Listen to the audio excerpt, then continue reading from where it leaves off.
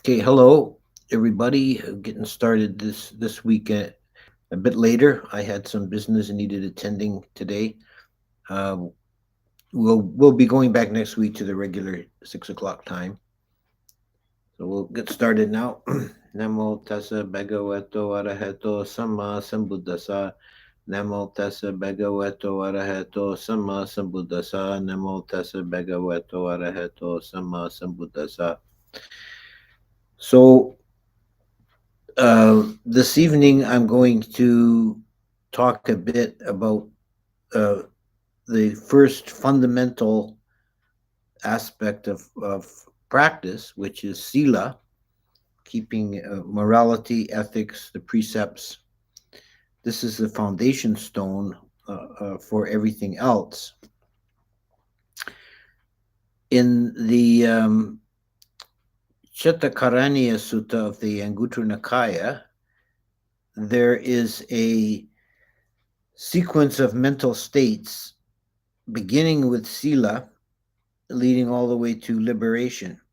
And the point made in this sutta is that if you have a good foundation in Sila, then it doesn't require a act of will. The mind will automatically become calmed by a lack of remorse and regret.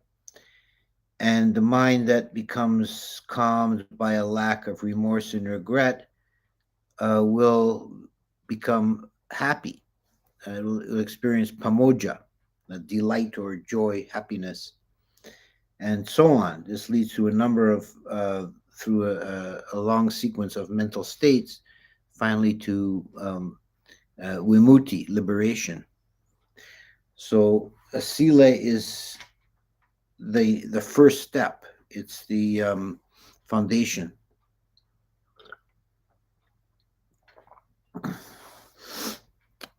Sila is most commonly defined in terms of the precepts. And for lay people, there are five precepts. For uh, someone who wants to take a period of renunciation, they can take eight precepts. And then there are 10 precepts for a novice, 227 for a bhikkhu.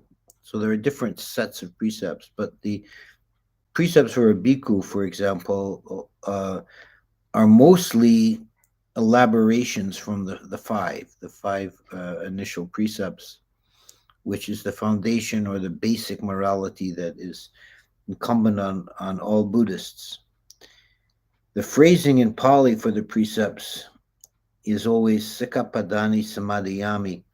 I will endeavor to follow this path of training. So this is a first point to make, is that the precepts are not to be considered in any way equivalent to commandments. They're ways of training, um, ways of living skillfully. I've compared them to the owner's manual for a human body. Well, this is how you can live skillfully as a human being. If you don't follow the precepts, then you will have bad results. Just as if you don't change the oil in your car, you will have bad results. So if you want to live peacefully, harmoniously, free of complications, free of regret and remorse, the five precepts serve as a um, very essential guide to how to conduct ourselves in the world.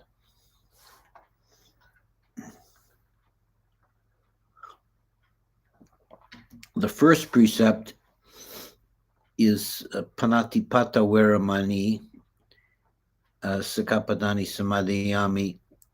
I shall endeavor to train myself to refrain from taking life. The phrasing in Pali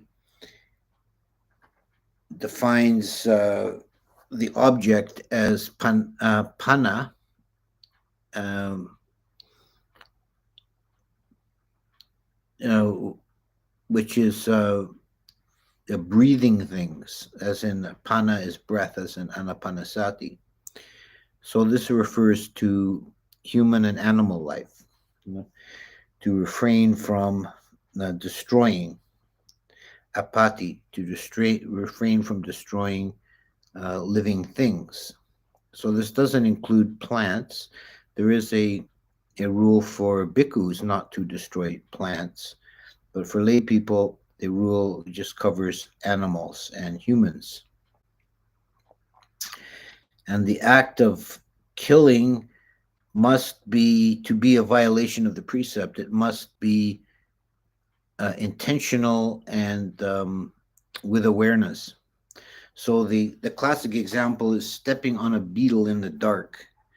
That's not a violation of the precept because there was no intention to hurt the beetle. Obviously, from the beetle's point of view, it doesn't matter what your intention was, but from the point of view of the actor, it does. The essential component of the rule is that you intentionally, deliberately kill a living thing. And I think this distinction is important um, because it underlies or underlines, I should say, fundamental principle behind Buddhist morality as understood in the Theravada tradition. I would argue that the precepts are primarily given and understood from the point of view of the actor, so that um, it's it's what you intend and what you do deliberately that counts, not so much the result. uh, and this demonstrates the underlying reason for the precepts is fundamentally as a kind of training for the mind. When you take a life, there has to be ill will or desire to harm present in the mind. And that's an unskillful mind state. That mind state is not present in one who steps on a beetle in the dark, but one who deliberately stomps on a beetle. There has to be a mind moments of ill will, and we're trying to eradicate that. So keeping the precepts is a way of training the mind in the last analysis. Uh, and this is really most clear in this first precept that if you practice refraining from harming, it gradually uh, attenuates the occurrence of ill will in the mind. Now, where I live here in northern Ontario, in season, we get a lot of biting insects. And most people who are not trying to follow the precepts will just willy nilly swat at and crush the insects when they're bothered by them. If someone comes uh, to hear about the precepts and undertakes them for the first time and undertakes seriously the precept against not killing, at first it's very difficult not to kill the insects. Well, it requires a restraint of the person to refrain from harming or killing an insect. But this gradually trains and gentles the mind so that eventually it comes to the point where if you kill an insect accidentally, you feel bad about it. This is a principle of faking it till you make it. We're trying to develop the mental quality of ahimsa, or non harming. And it starts with deliberate restraint of the body, of not following through on the urge to swat the mosquito. And gradually the urge becomes less and less over time and fades away if it's not acted upon. So this is the first precept, the precept against harming and killing. The The precept is like all the precepts. It has a fully, there's a full breach of the precept, which is actually to kill something, but you're actually a lesser violation of the precept if you harm something or someone. If you do physical damage short of killing, it's not a complete breach of the precept, but it's a lesser uh, a lesser breach. It's still not skillful behavior. And with all the precepts, we can develop more and more subtlety in our purifying our morality, so that you begin with not killing, then not harming, and then you try and refine it so that you're not harming anyone or any being, even uh, psychically. You're avoiding any kind of harm. Now, this is a true ahimsa, to walk through the world without doing any damage to any living thing. The second precept is panatipata veramani sikapadan samadhiyami, which is the precept against stealing or theft. And the phrasing of the precept in Pali is adana, not taking that which is not given. So the essence of this rule is that you only take or acquire those objects which you are entitled to. Either they're given to you, or you've earned them in some way, or you've acquired them by trade, or purchased them with money that you're entitled to. But uh, you have a right to acquire that object. You're not taking, so that counts as being given. It's um, a transfer of an object from one person to another voluntarily in some sense. If you uh,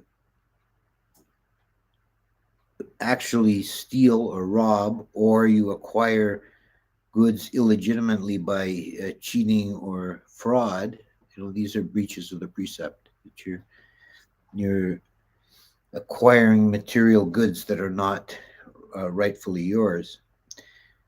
So this attenuates the mental state of greed. You do without that which you're not entitled to. You learn also renunciation and contentment.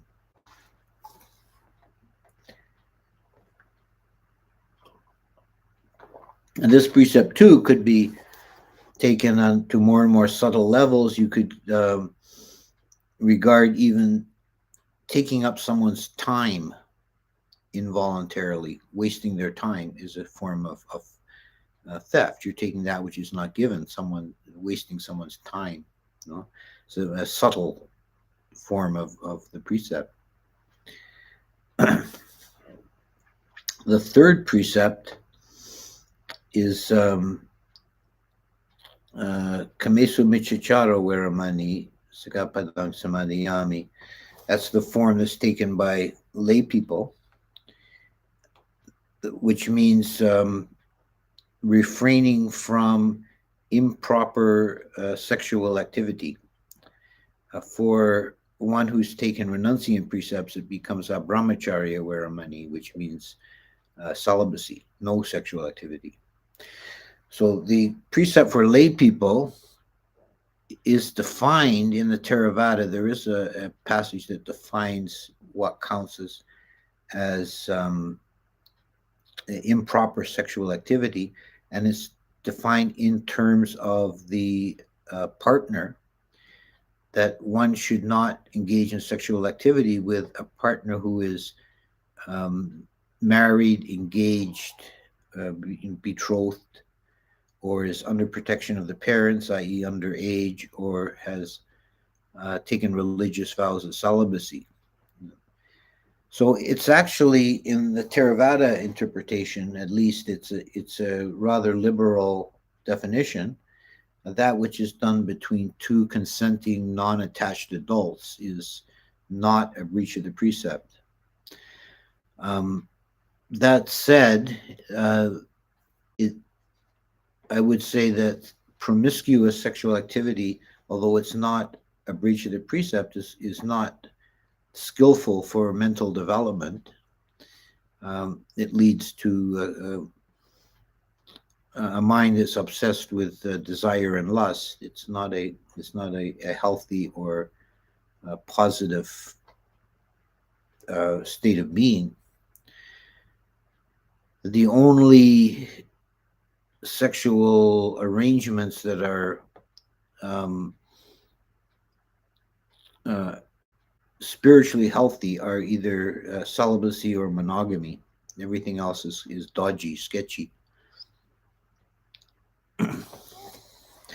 So that's the definition in Theravada.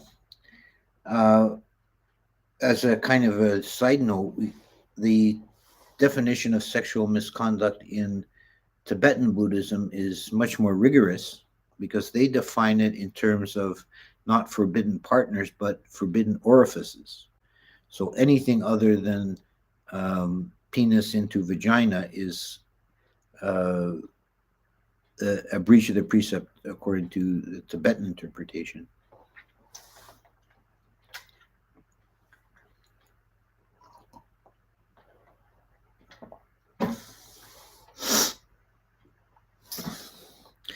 The fourth precept is musawada weramani sikapanang samadayami, which is to refrain from untruthful speech, refrain from lying.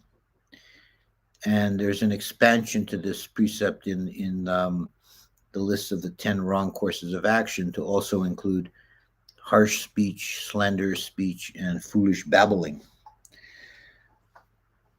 But the emphasis is always on wrong speech as lying, telling untruths, and this means telling again the factor it has to be deliberate and intentional. So if you are mistaken in your speech, that's not a breach. If you honestly believe that what you're saying is true, even though it doesn't accord with facts, that's not a breach of the precept. There has to be an intention to mislead or deceive.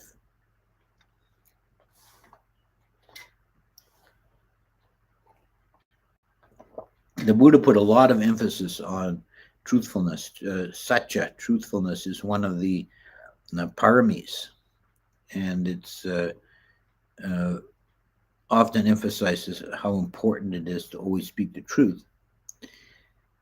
When you lie to someone, when you deliberately deceive someone, you are harming them on a psychic level. You're introducing delusion into the person's mind stream, which is a very harmful thing to do. You're increasing the factor of confusion or delusion in the person's mind.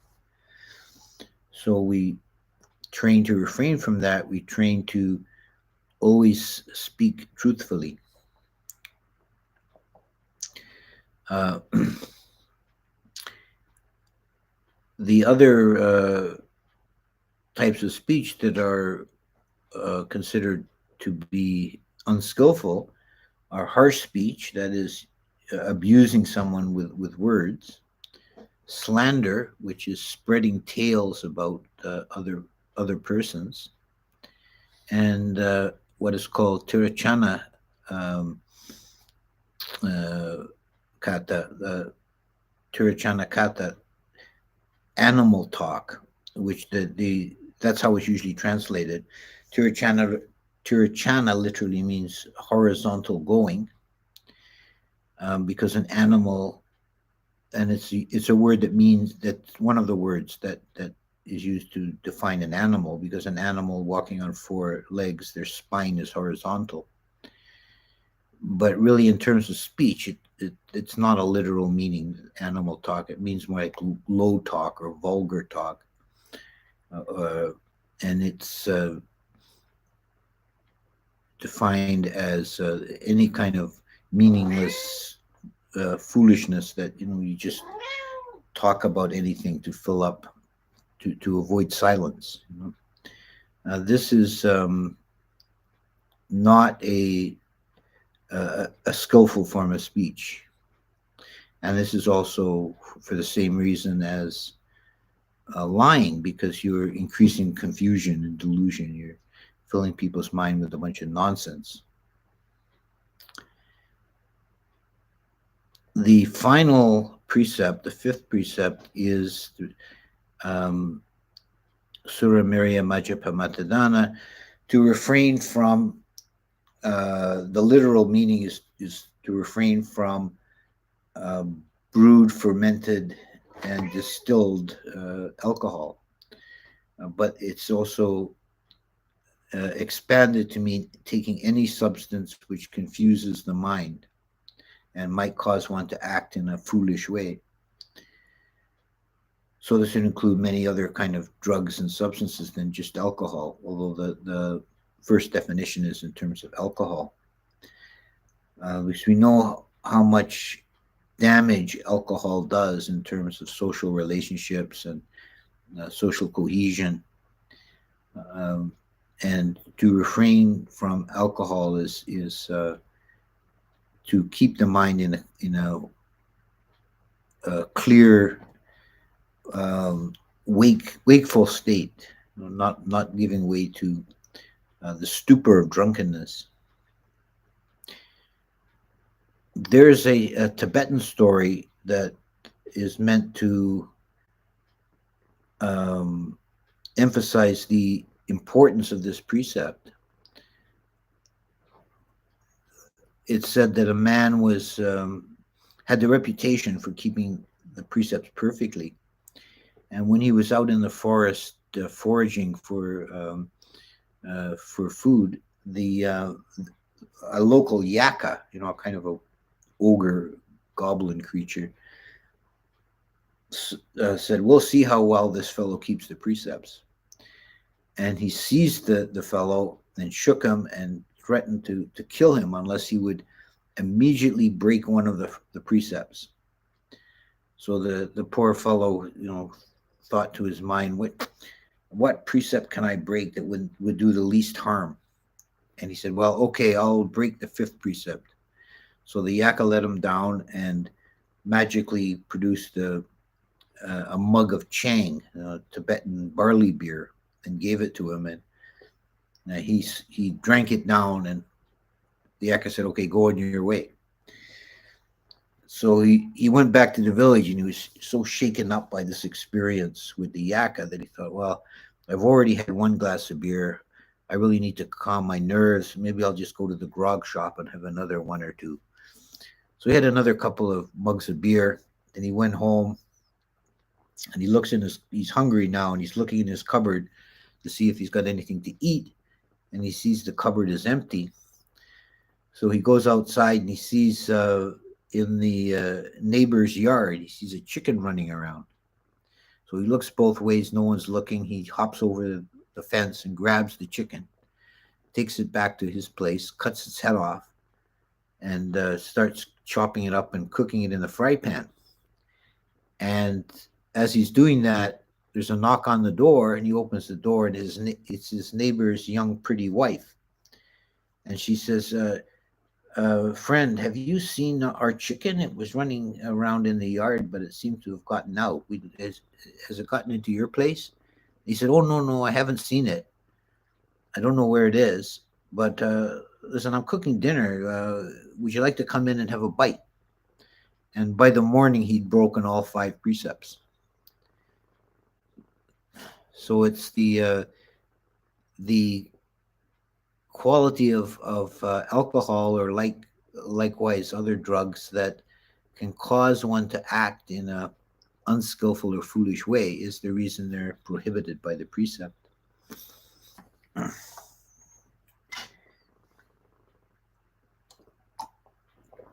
So that's the 5 precepts. In the 8 precepts, which are um, are taken by lay people as an extra practice, it's very useful to take the 8 precepts on the meditation retreat, for example. And in Asian Buddhist countries, people will often take the 8 precepts for a day on the moon days, the full moon and the new moon, the Uposatha days. The eight precepts add renunciant precepts. Now, this is not strictly speaking a question of morality. It's a question of sense restraint. It's going beyond morality to practice restraining the senses. And the first change, as I've already mentioned, is that refraining from sexual misconduct becomes refraining from all sexual activity. The additional precepts are not eating after noon, not sleeping in higher soft beds, not using higher soft beds or chairs, and refraining from um, singing, dancing, perfumes, garlands, and cosmetics. So those are the eight precepts. The 10 precepts adds the prohibition against handling money, which is makes the 10 precepts for a novice monk, Samanera. So they keep the 8 plus not handling money. So 7 becomes 10, or I should say 8 becomes 10 because the seventh precept is reworded into 2. But the only additional restraint is not handling money. Um, as and one note of interest regarding the precepts for bhikkhus is the of the 227, there are different grades of severity. The first four are called parajikas. They're that's defined as defeat or overcoming. If one breaks one of the four parajikas, then one is disrobed, ceases to become a monk, and cannot reordain this lifetime. It's the end of their career as a bhikkhu. So they're very serious. They're taken very seriously, and they correspond uh, rather closely to although they're more specific, they correspond closely to the first four of the precepts of the five. So the first precept, the first parajika precept, is that a monk is expelled or ceases to become a monk if he kills a human being, and this includes uh, causing a human being to die by your words. So if a monk um, in any way excuses killing of humans, and a layperson hears that and says, well, in these circumstances it would be all right to kill someone, the bhikkhu said so, and goes ahead and kills someone, then the bhikkhu is, by that act, he becomes parajika. But of course it includes directly killing. um, the second parajika is that a monk is not allowed to steal. Of course, a monk is not allowed to steal anything by a lesser precept, but by parajika rule, he's not allowed to steal anything above um, the a certain small sum of money, which there's a lot of debate because we're trying to translate from an ancient money system. There's a lot of debate about exactly what amount would be the equivalent in modern currency. A good guess is probably around $10. Any theft of anything by a monk, it would be a breach of one of the rules, but a larger theft would be a parajika. So this is why the bhikkhus need to be very scrupulous about acquiring anything, even food or robe cloth or any goods that they may use or consume, that it has to be acquired legitimately. Um, the third one is uh,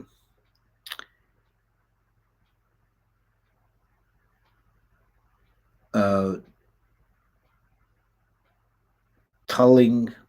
No, I'm missing one. Let me think. There's killing, stealing,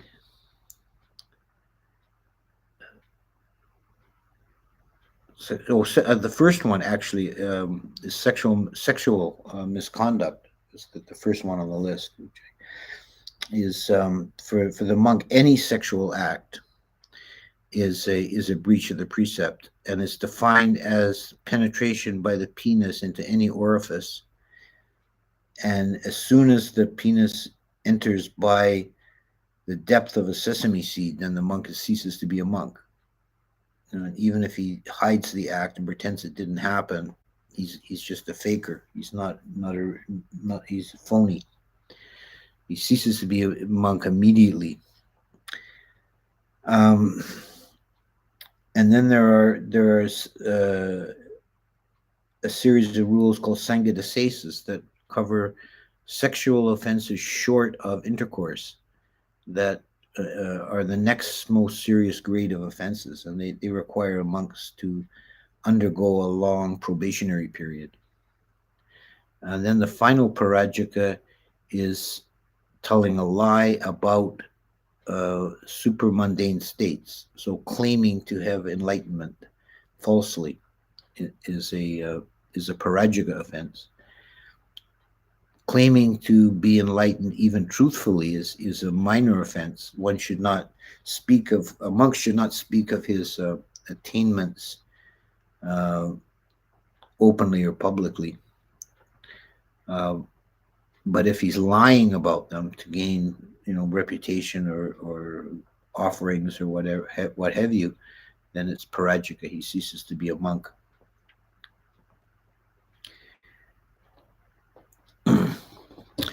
So those are the four parajika offenses, and we've discussed the five precepts for lay people.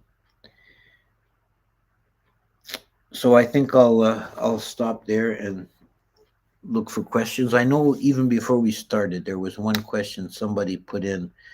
He said he's not able to sit in on the live stream, but he has a question whether he'll watch later. He said that his question was, if one does not keep good morality, can they attain jhana? And the short answer is no. That the keeping of precepts is the first foundation for developing higher states of mind.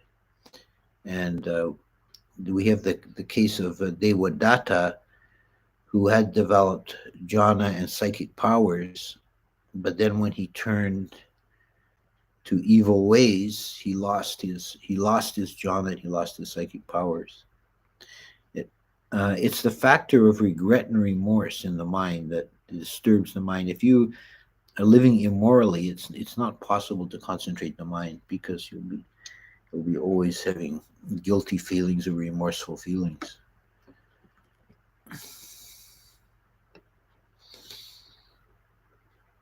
What about ordering meat from a restaurant? That's not a breach of the precept. This question always comes up about eating meat. Um, and I will say that there are some schools of Buddhism, some Mahayana traditions that are strictly vegetarian. In the Theravada view, is the act of killing the animal where the bad karma is made and the breach of the precept is made. If you order meat from a restaurant or buy it in a grocery store, it's uh, already dead, so there's no additional harm being done. So that's not considered to be a breach of the precept.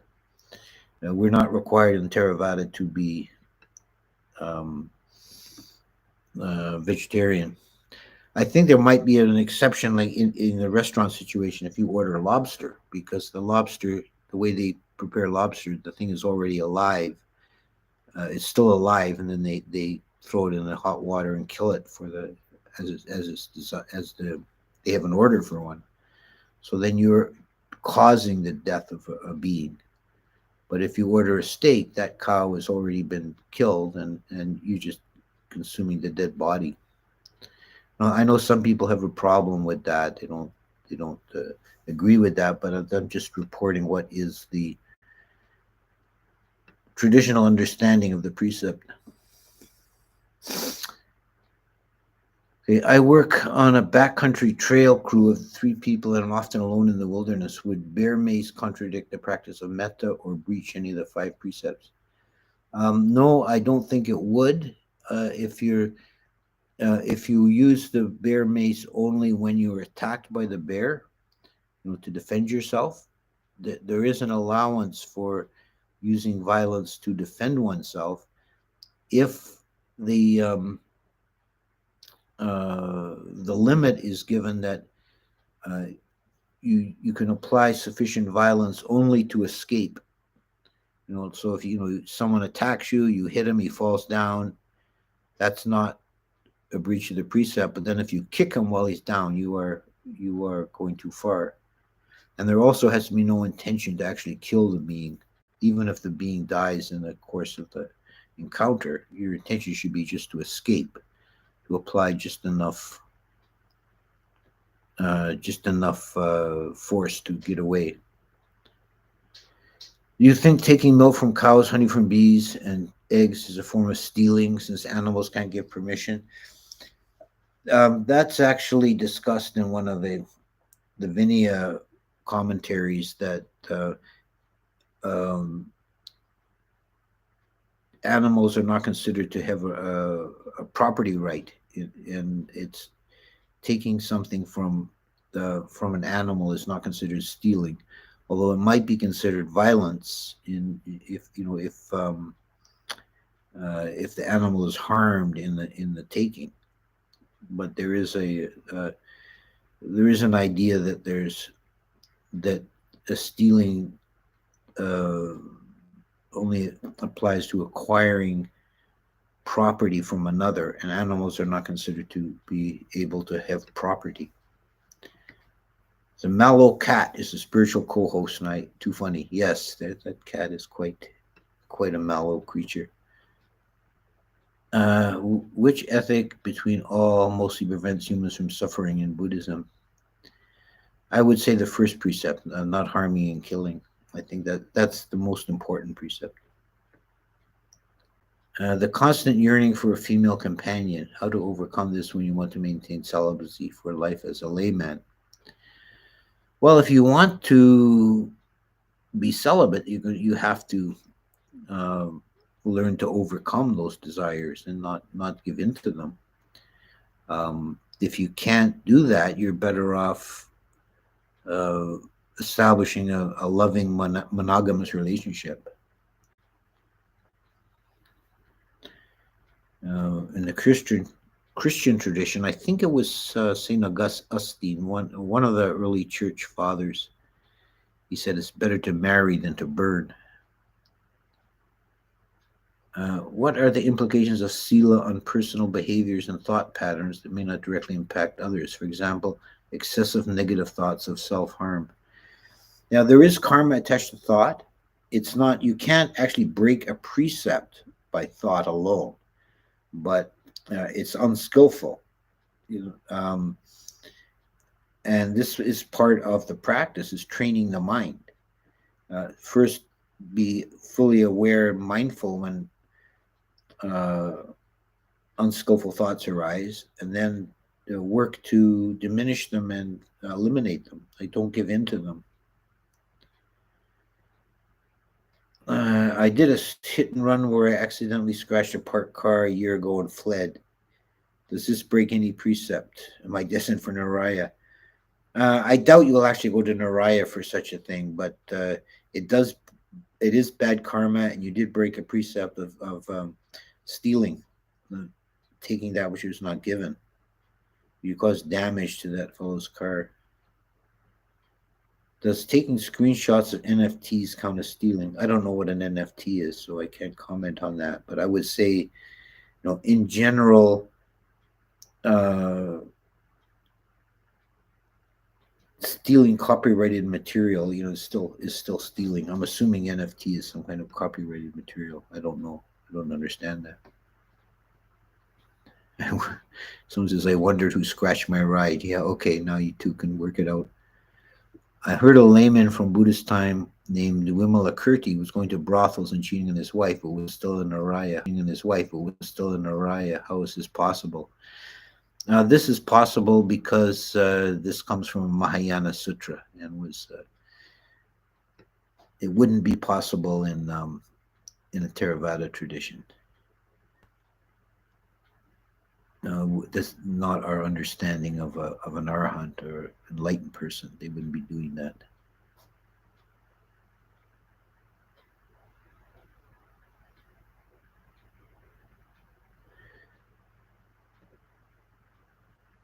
Isn't buying meat from grocery stores sort of like benefiting from someone else's misdeeds? Is that not wrong? No, it's not considered to be wrong, a breach of precept. Um, this is someone down the line has committed a breach of precept in killing the animal, but you're not responsible for that.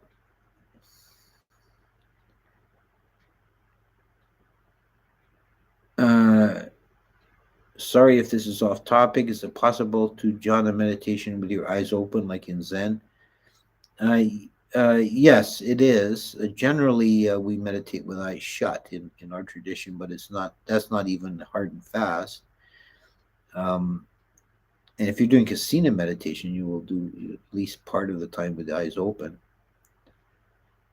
I heard Bhikkhu Bodhi supports abortion. No, I'm pretty sure he doesn't. No, no Theravada bhikkhu should support abortion. Abortion is definitely a wrong.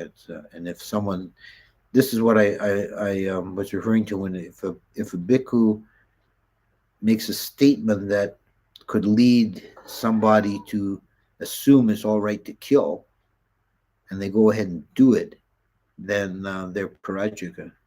So bhikkhus should not be um, in any way condoning abortion. I don't know where you got that quote. I don't think he actually support. I'm pretty sure. I mean, he's a good monk as far as I know. I don't think he would support abortion. I read this probably from a Vinaya where a female lay devotee cut some flesh to give to a monk, after which the Buddha made it a rule, but I cannot recall the rule. I'm not aware of that story. That would there is a minor rule in the Vinaya that monks there are 10 forbidden meats that monks should refrain from, and I won't remember them all offhand, but they include various carnivorous animals like lions and tigers, include snakes, horses, and elephants, and human flesh. So eating human flesh is not allowed. I heard in Asia some monasteries have people who kill bugs for the monks. Is it bad karma to get someone else to kill the bugs for you? It is only if you directly order the person to kill the bugs. If someone comes in and voluntarily kills bugs without your permission, and you don't stop them, then that's not a breach of the precept for the monk. It's still bad karma and a breach for the layperson.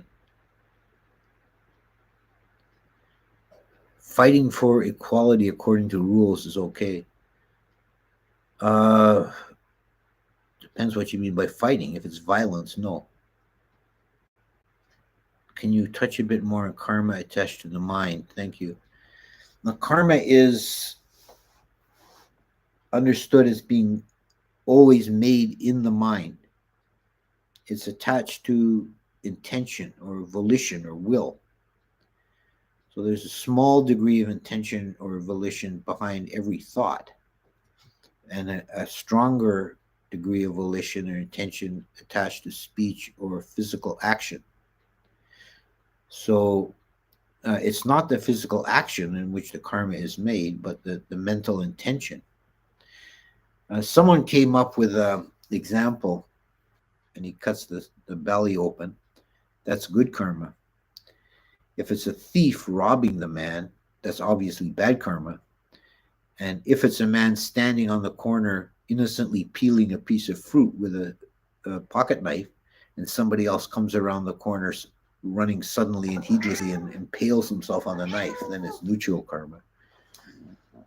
So the karma is made by the intention, and um, it takes a very small amount of intention even for a thought to arise, but it takes a greater amount of intention to carry through a physical act. So strong karma is attached to physical acts, although it's the mental quality in which it originates and where karma is actually made. I've heard some Vipassana practitioners say Sila isn't important. If you practice mindfulness enough, it will come automatically. I don't agree with that. I don't. I think that people make excuses for living heedlessly or breaking precepts. So, I don't think that. I think you'll find your meditation will not go well in any form if you're not keeping at least reasonably decent morality. Not to say that one has to be absolutely flawless in keeping the precepts, because we all make mistakes. We all occasionally slip up, but you should be endeavoring to train yourself, as the Pali says, endeavoring to train yourself to live in this way. And if you don't, if you're completely heedless in regards to the precepts, you won't be able to concentrate your mind. I have a fear of blowing out my knees if I sit too long cross-legged. Am I just being fearful, uh, or if my knees are never going to recover? Yeah, that you're actually not being completely unreasonable. Knees are delicate, and I have known in my time, I've known two people. One was a monk and one was a laywoman who seriously injured their knees by sitting in full lotus posture, and even though it hurt, they endured through it. Uh, I think if you feel sharp pains in your knees, that's a signal you should change posture. You should be careful with your knees. Now you can do certain yoga exercises that will increase your ability to sit comfortably cross-legged. The reason that the knees become painful is not really originating in the knees. It's because the hips are not open, and that puts extra stress on the knees. So you can look the you can easily find the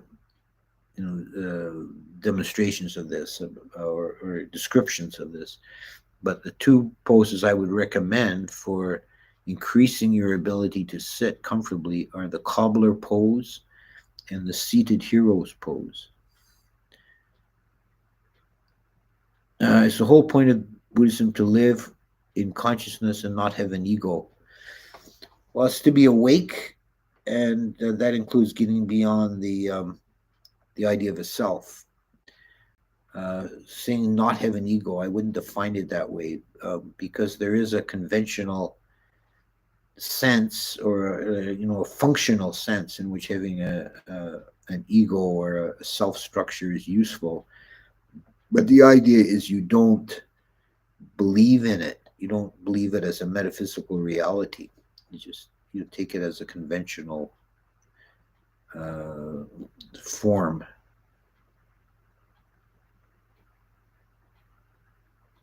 I have social anxiety and don't go outside. Plus, I'm too poor to make charity. How can I make good karma? Uh,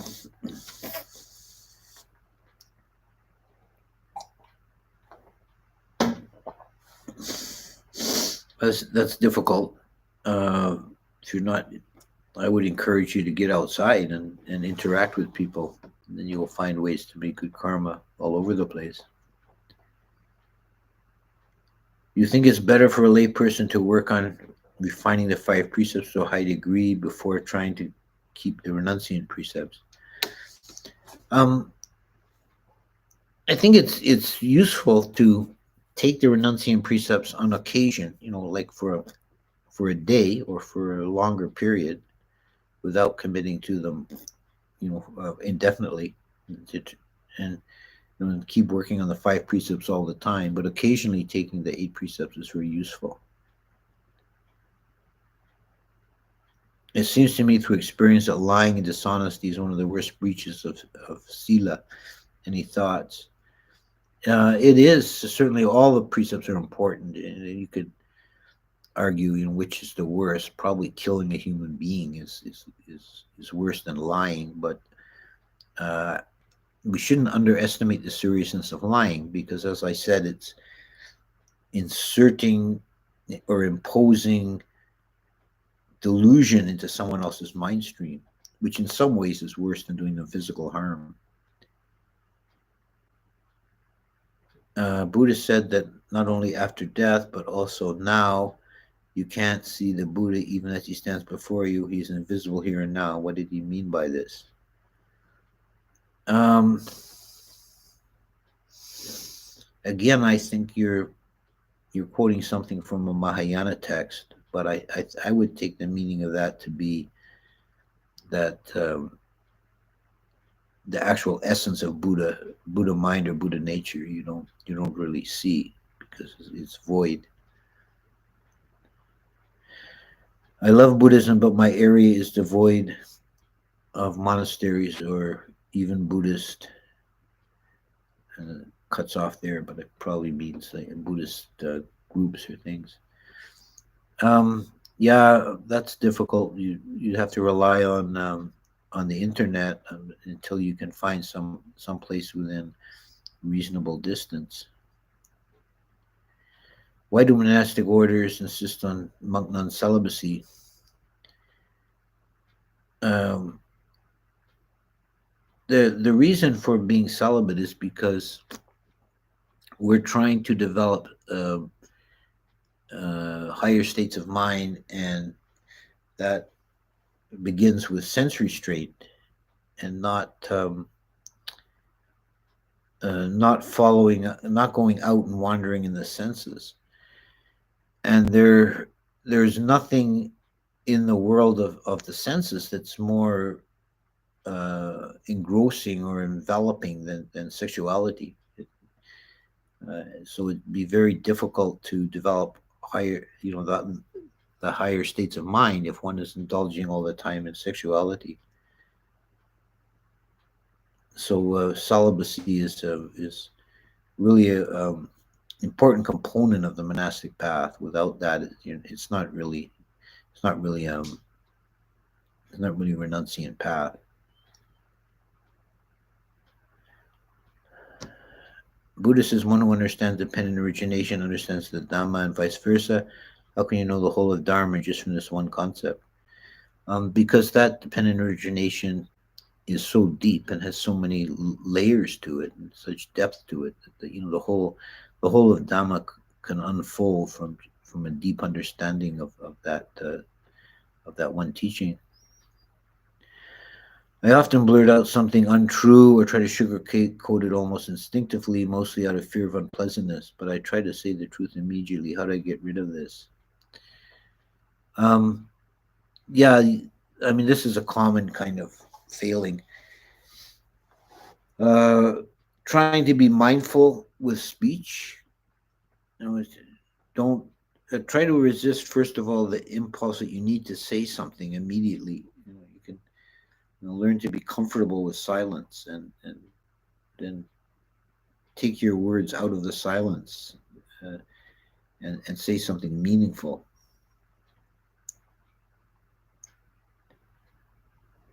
Do white lies, fake smiles, or breach of the 4th precept?